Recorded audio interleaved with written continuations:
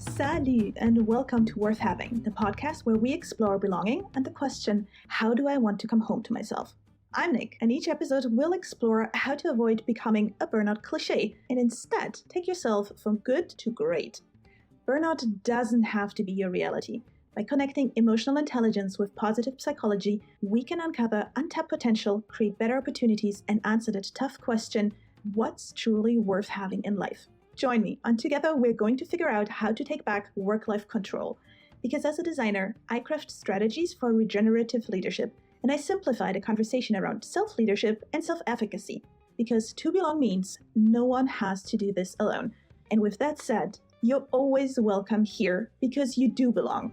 Thanks for joining me on this adventure. Let's get started. Hope.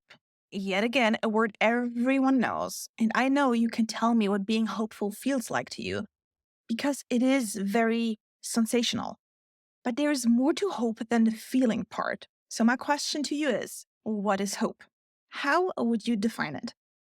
Here is what hope is not. Hope is not the same as optimism, because optimism can be a very general outlook on life in its entity. You can use positivity as a synonym for optimism. And optimism is closely dependent on personality or character. So it's coming more from within a person. Whereas hope is usually tied to a very specific theme, topic, or result. Your level of hope is related to a subject external to you. Optimism doesn't necessarily need to make sense. You just have it or don't. But hope usually does make sense. With hope, you can usually explain the reasoning behind why it's there. So I guess it won't surprise you that hope is one of the most researched topics in psychology because, well, we flippin' need hope. It is vital to the survival of the human species. And as mentioned before, it feels really good as well. We all love having hope, and we love being around hopeful people. Hope makes us smile, and hope makes us impatient. The good kind of impatient, because there is an element of action and energy to hope. And for those of you who are into manifestation, that stuff, so manifestation, only works if you're full of hope.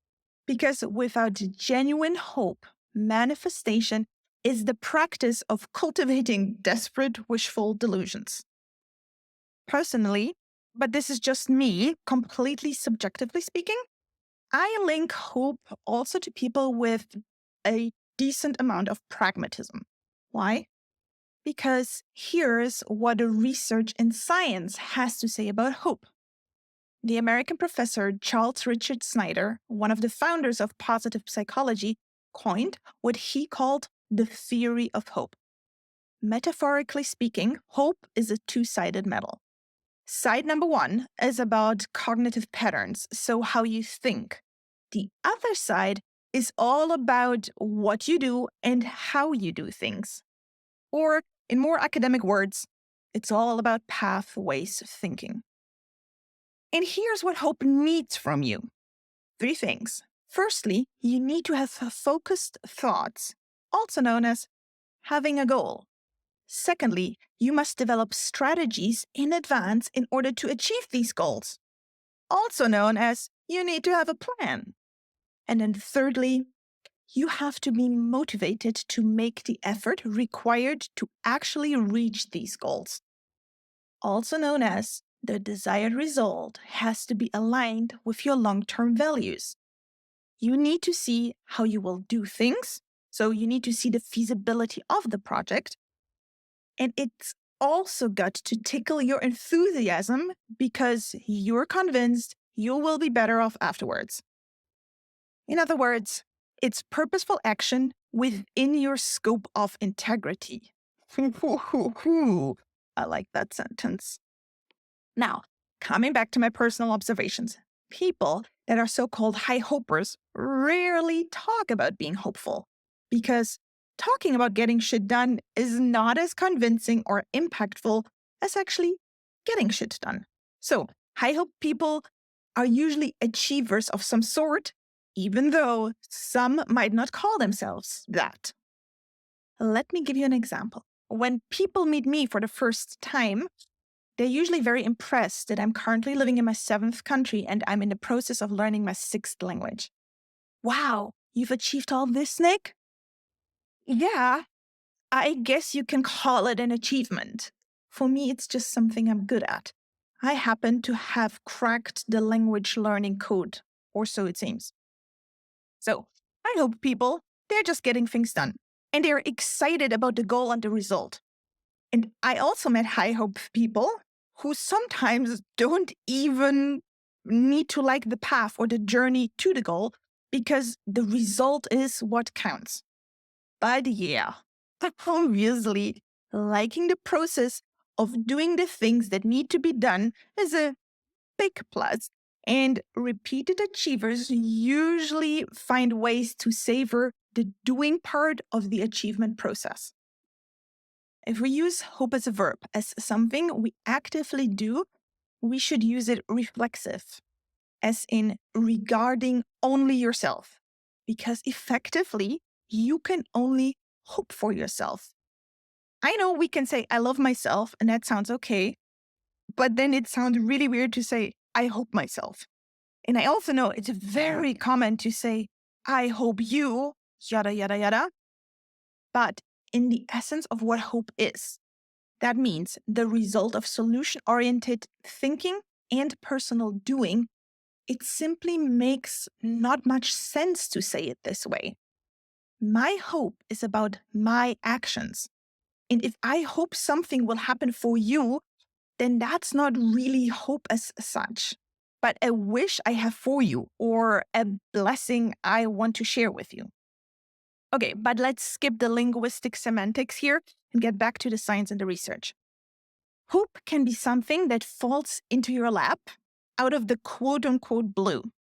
And at the same time, you can increase the level of hope you carry within you very strategically over time.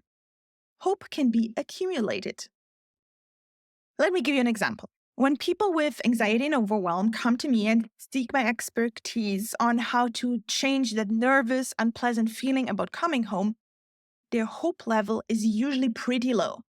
They know that coming home can be a nice experience because they see and hear other people enjoy it, but they can't create it for themselves.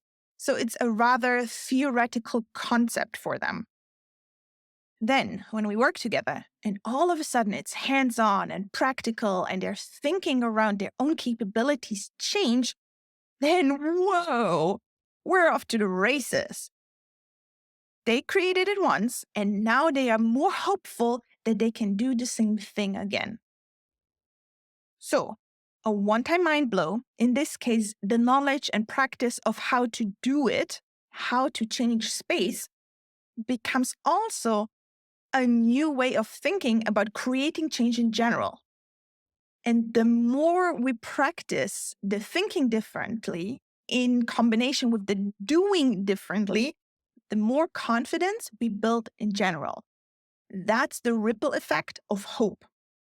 And that confidence in one area of your life can then be transferred to or can serve you in another area of your life.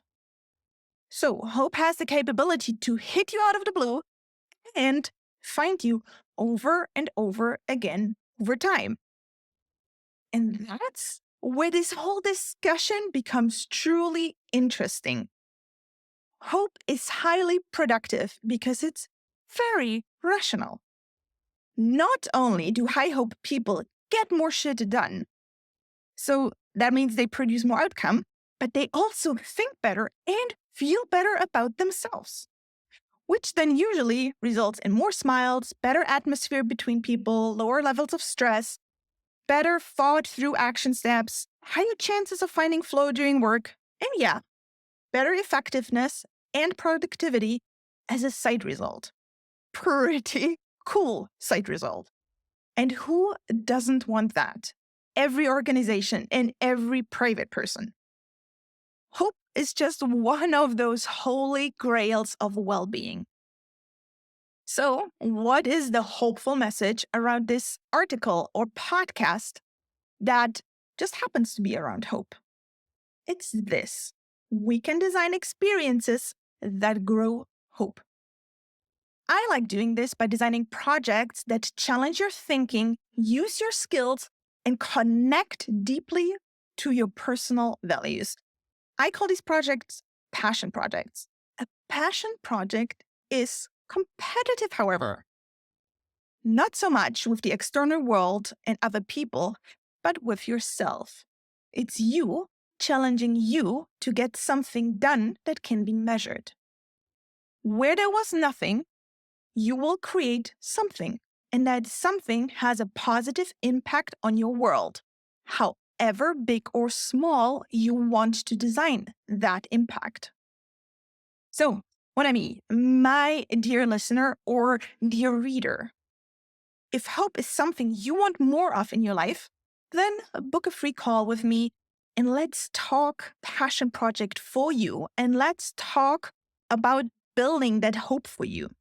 Let's make you that person that everyone likes to be around because they're an inspiration to be around. They are contagious in their hopefulness and positivity. The link is below. Talk to you very soon. Au revoir, c'est Nicole.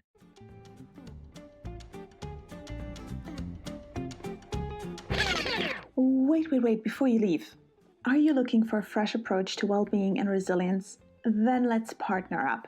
I'm here to help individuals and companies rethink and finally implement well-being practices that equip people with the tools they need to facilitate their own joie de vivre and prevent burnout.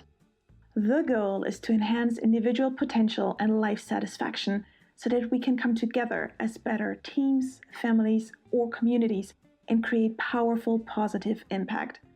Reach out now and let's discuss our collaboration, because belonging is always worth having.